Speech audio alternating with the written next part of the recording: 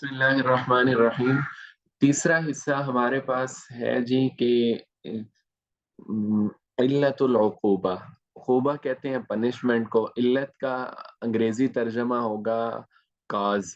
मतलब सजा जो हमने देनी है, कोई भी जुर्म होगा, अदालत उसकी कोई सजा देगी, यानी इसको इतना अरसा कैद कर दो, इस पे मतलब कोड़े लगा दो, कत्ल कर दो, रजम हो जाए, ये सारी की सारी जो सजाएं हैं, तो इनकी इल्लत क्या है, इनकी वजह क्या है, सजा क्यों दी जाती है। तो इसमें मतलब इसको हम ये नोट से ही देखने की कोशिश करते हैं। तो अगर हम मतलब वेस्टर्न जूरिस्प्रूडेंस की बात करें, तो उसमें सजा की कहते हैं मुख्तलिफ थ्योरीज हैं, there are different theories of punishment. उसमें ये डेटरेंट थ्योरी है, रेट्रीब्यूटिव है, प्रिवेंटिव है, रिफॉर्मेटिव है। मतलब रिफॉर्मेटिव का मतलब कि इस्लाह होनी चाहिए। हमने मतलब सुना है कि कई यूरोपीय ममालिक ऐसे हैं वो डेथ पनिशमेंट की इजाजत नहीं देते, वो इसी रिफॉर्मेटिव उसूल पे ही उनकी होती है बुनियाद कि नहीं यार, सजा देने से कोई हल नहीं होता, बल्कि लोगों को तो रिफॉर्म करना चाहिए, उसकी ज़हन साजी करें, उसको ऐसी कोई सजा देने से कोई फर्क नहीं पड़ता।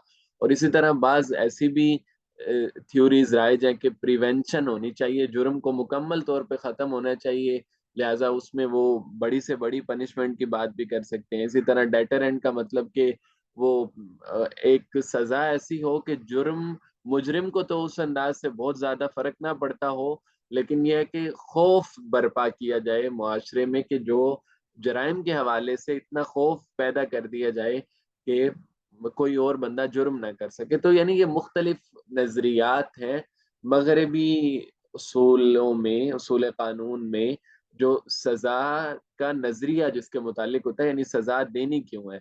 लेकिन कहते हैं कि जो शरिया है, ला यतकल्लमु अन हादिहि नजरियात, शरिया की जो बुनियाद है वो इन नजरियात पे नहीं है, ना डेटरेंट पे है, ना रेट्रीब्यूटिव पे है, प्रिवेंटिव पे, रिफॉर्मेटिव पे, किसी पे नहीं है। लेकिन जिमनन ये सारे के सारे फवायद हैं वो हासिल होते हैं। जाहिर है अगर शरीयत कहती है किसी को सजा दें, तो उसमें एक तरह से प्रिवेंशन भी हो रही है कि कोई और जुर्म नहीं करेगा, इसलिए कि और खौफ भी बर्पा हो रहा है, जजर हो रही है।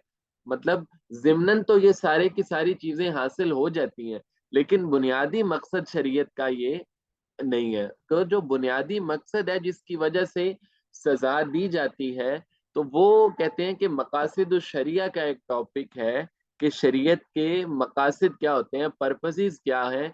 तो वो कहते हैं इन पांच चीजों की हिफाजत करनी है। ये आपको स्क्रीन पे दिखाई दे रहा होगा कि सबसे पहले हिफ्जुद्दीन, यानी दीन की हिफाजत के लिए किसी बंदे को सजा दी जा सकती है, कत्ल किया जा सकता है।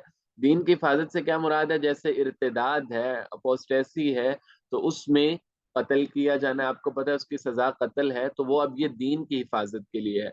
या इससे भी अगर हम बड़ी बात करें, तो देखें कि अब बाकी भी जितनी चीजें हैं, हिफ्जुन नफ्स है, जान की हिफाजत के लिए किसी को कत्ल कर दिया जाए, जैसे किसास है।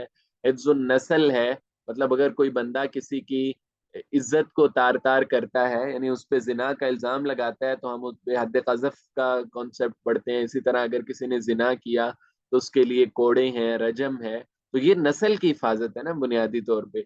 और नंबर 4 पे हिफ्जुल अक्ल है कि शराब और इस किस्म की जो भी नशा आवर चीजें हैं उसके भी कोड़ों की सजा है। माल की हिफाजत है कि अगर कोई मतलब चोरी करेगा तो हाथ काटा जाएगा, अगर कोई डाका डालने की कोशिश करेगा तो उसको वो अलग, उसकी बड़ी सजा है। तो ये सारी की सारी जो पहली है हिफ्जुद्दीन में ही फॉल करती हैं।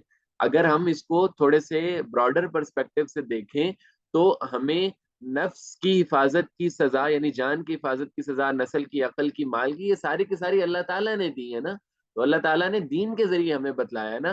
तो बुनियादी तौर पे तो दीन की हिफाजत हो रही होती है इन सारी सजाओं के देने में, और बाकी हिफ्जुन नफ्स, नस्ल, अकल, माल में।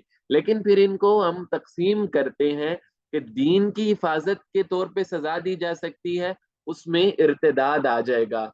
ठीक है, और वो आगे हम पढ़ लेंगे तफसीलन इंशाल्लाह। जो रियासत के खिलाफ जराइम होते हैं जिनमें खुरूज है और बगावत है, वो आ जाएंगे। اور نفس کی حفاظت، جان کی حفاظت اس کے لیے قصاص کی سزا ہوتی ہے. ایک بندے نے قتل کر دیا، اس کے بدلے دوسرے کو اسی کو قتل کیا جائے گا.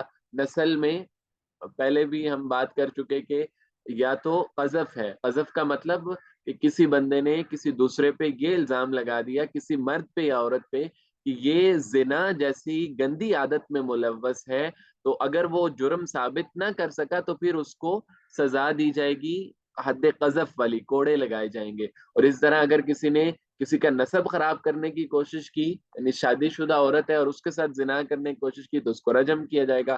عقل میں شراب پینے کی سزا آ گئی، حفظ المال میں وہ چوری اور ڈاکہ وغیرہ آ گیا. تو یہ ہیں مطلب 5 کازز ہیں، 5 علتیں ہیں جن کی بنیاد پہ سزا دی جائے گی. شریعت اسلامی کی جو بھی سزا ہوگی وہ ان میں کہیں نہ کہیں فال کر رہی ہوگی. یا مال کی حفاظت کے لیے سزا دی جا رہی ہے، عقل کی، نسل کی، جان کی اور دین کی. ان کی حفاظت کے لیے یہ سارے کا سارا پروسیجر امپلیمنٹ ہوگا.